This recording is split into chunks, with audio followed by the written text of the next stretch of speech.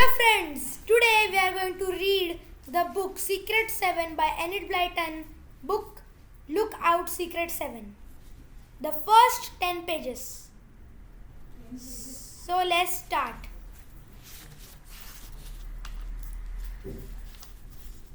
Chapter 1. Holidays at last.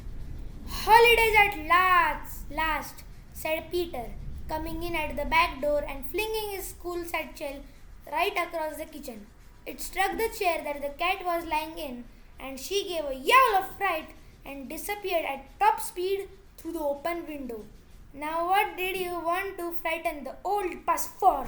Demanded Rachel, the housekeeper, rolling out pastry fiercely, sleeping there peacefully after catching mice all night in her father's barn. I didn't know she was there, said Peter. Honestly, I didn't. May I have a dig into that jam pot, Rachel? You may not, said Rachel. Where's your sister? Oh my, holidays again. And you two poking around my kitchen all the time. What a life. Rachel, you will have two people to run your errands, scrape out dishes, and tell you that your apple pie is the best in the world, said Peter. Yes, and two people taking buns out of my tin and wanting raisins to eat all times and asking for homemade lemonade. And Janet, Peter's sister, came running in, flung her arms around Rachel and gave her a smacking kiss. What's for dinner? She said. You two don't think of anything but food, grumbled Rachel, giving her pastry a good roll. You better get into the sitting room to your mother. Your godmother's with her, and if I know anything about her, she'll have brought you a present, sweets or something. Peter and Janet went once to the sitting room. They were very fond of their godmother, Auntie Lo. They each gave her a hug and informed her that the holidays had begun. So, we can come over and see you if you like, said Peter. Wait till you are asked, Peter, said his mother. And what have you been doing to your knees? I cannot think how they get them so black. Anyone would suppose you walked back from school on them over all the mud you could find.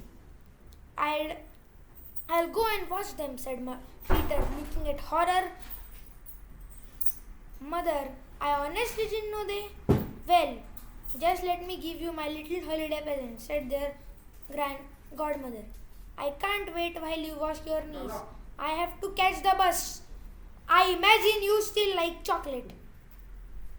And she handed over him a large tin box, so large that Peter and Janet couldn't believe it contained just chocolates. I know you have a club of some sort, she said. 7 or 8 of you, aren't they? Well, I thought you'd like these chocolate biscuits for our next meeting. Peter took off the lid and stared in delight. Janet, look, dozens of chocolate biscuits of all kinds. Oh, gosh, Mother, I shall call a meeting at once. Oh, Auntie Lo, you are so generous. Are they really for all of us? For you and your friends, said his godmother, getting up. Now I really must catch my bus. Come and see me off. So off they went to see Auntie Lo safely into the bus, then back to the sitting room and the tin of biscuits. Let's not eat a single one ourselves till we call a meeting of the Secret 7, said Peter. We'll offer them to Mother and Rachel, but we won't take any ourselves. It's ages since we had a good meeting, and these will make a meeting go like anything. We'll call one tomorrow, said Janet happily. Oh, to think of holidays again. With meetings down in the shed and the password and badges and passwords. Now what in the world was our last one? Said Peter. That's easy, said Janet. We chose holidays because we knew the halls would be here when we had the next meeting. I bet everyone remembers it. Let's go round to all the members tonight or telephone and tell them there's a meeting tomorrow at say 5 o'clock. But that's tea time, said Peter. Of course, silly. And those chocolate biscuits will be just right for them, said Janet. Yes, they will, said Peter.